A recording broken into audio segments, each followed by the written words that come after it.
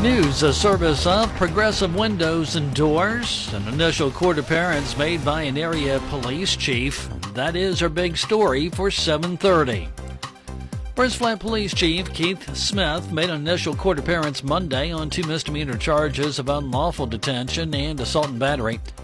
An arrest affidavit shows Smith was off duty and not in uniform while driving his police unit when he allegedly followed a woman who he claimed did not give him the right-of-way and caused him to hit a curb. Smith then yelled at the woman and approached her without using his police lights or siren or identifying himself as law enforcement, which prompted her to call police because she did not recognize him. Investigators say Smith grabbed the woman by the wrist when she unlocked her car door for a passenger. After letting go of her, Smith told her that he was the police chief and wrote her a traffic citation. A State Senate District 26 candidate forum will be held this evening in the city of Weatherford. The question and answer forum will feature candidates Rick Cook of Weatherford and Jessica Weingart of Okarche. The seat is currently held by Senator Darcy Yeck, who cannot seek re-election due to term limits. The forum, hosted by the Weatherford Chamber of Commerce, will begin at 6:30 at Weatherford City Hall. The event will be live-streamed on Right.Media at WBS.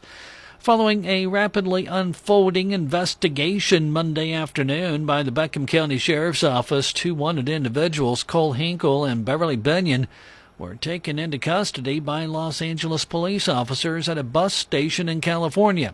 Hinkle and Binion were wanted on warrants for trafficking in methamphetamine with bonds of $200,000 each.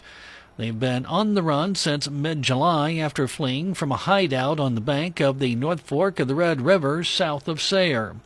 Westbound Interstate 40 will be narrowed between I-40 Business and State Highway 6 in Elk City and Beckham County from 10 to 3 today for cable barrier repair.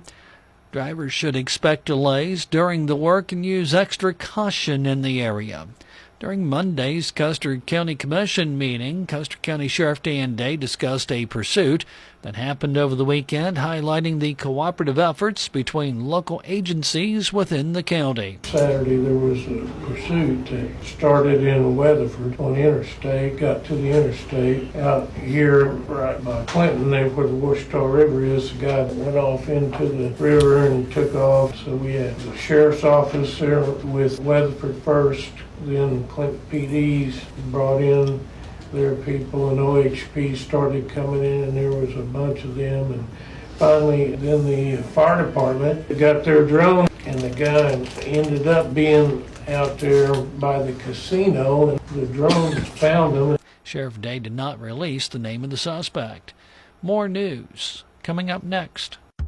Progressive Windows and Doors. Hi, Jeremy here.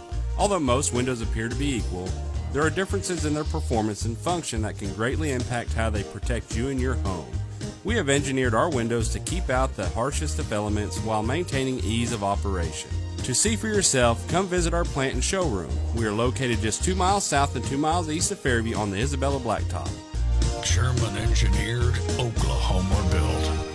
With recent dry conditions, Custer County Commissioners Monday discussed a potential burn ban. Weatherford Fire Chief Corey Selman says the area does not currently meet certain criteria to put a burn ban in effect. We're dry and we continue to get drier.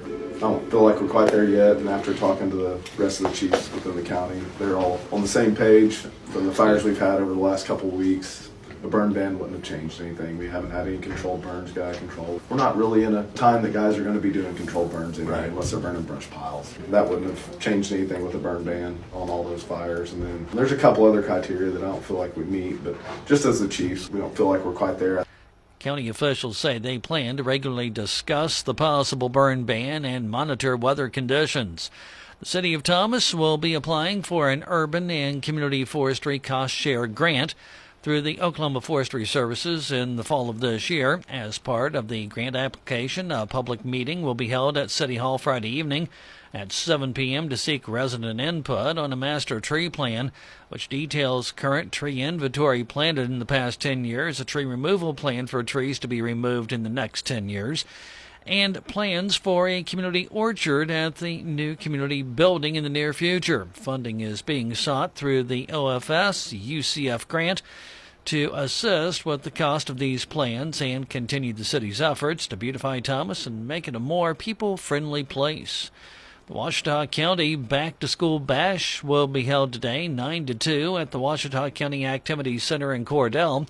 Cordell Memorial Hospital Chief Executive Officer Melinda Laird discusses the event organized by the hospital. We do it. We pull it all together. We get the vendors, we get the people to come to it. We also are going to do hot dogs and popcorn, and we work with all the community to get them involved in it. We started it about 3 years ago, and it's just kind of grown each year. We've gotten more, and we've got several actually coming from the Oklahoma City area this time to kind of do things. Among other things, the event will have car seat checks, also health screenings, and school supplies. Some schools in western Oklahoma are heading back to classes this week. Carnegie Public Schools has an open house and meet the teacher night tonight from 4:30 to 6 p.m. at the elementary, 5 to 6:30 at the middle school and high school. First day of classes will be held this Thursday. Hydro-Eakly Public Schools also return to the classroom Thursday. Canute Public Schools head back Friday. Meanwhile, Weatherford, Clinton, Burns Flat, Dill City, Elk City, and Thomas Bay Custer all begin next week. Here is State News. News from the Radio Oklahoma News Network. I'm Ann Roberts. The state attorney general launches an investigation to determine if Dr. Anthony Fauci may have violated state laws on criminal fraud or conspiracy to defraud the state. Gettner Drummond has written to U.S. Senator Rand Paul regarding last week's hearing. He wants to compare previous public statements by Fauci against entries he made in a diary kept on government computers. A Payne County court found 18-year-old Jesse Butler has completed all required reviews as a youthful offender and will be released from supervision. His attorney said the next step will be to seek a court order to have Butler's record expunged. Butler initially faced multiple felony counts when charged as an adult in March 2025 after sexually assaulting 2 high school girls. He was then granted youthful offender status and placed on probation. From the Radio Oklahoma News Network, I'm Ann Roberts. Coming up next, we'll look at local funeral services after this word from Lee Hometown Funeral Home. Most people don't even know where to begin when planning a funeral. Who wants to think about that anyway? So we put it off and often leave the burden on someone else. Or if the unexpected happens to a loved one, funeral arrangements are the last thing we want to think about. At Lee Hometown Funeral Home in Clinton, they will help you make funeral arrangements with compassion and understanding. Brandon Lee, the owner of Lee Hometown Funeral Home, understands the difference that locally owned and operated makes. Please visit Lee Hometown Funeral Home today at 1217 West Gary in Clinton. Funeral services for 79-year-old Michael Blaine Brinkley will be held Wednesday at 10 o'clock in the First Christian Church in Clinton. He was the owner and operator of Brinkley Electric. Burial will follow at Stafford Cemetery. Services under the direction of Lee Hometown Funeral Home in Clinton. Today's funeral notices a service of Brandon Lee at Lee Hometown Funeral Home of Clinton.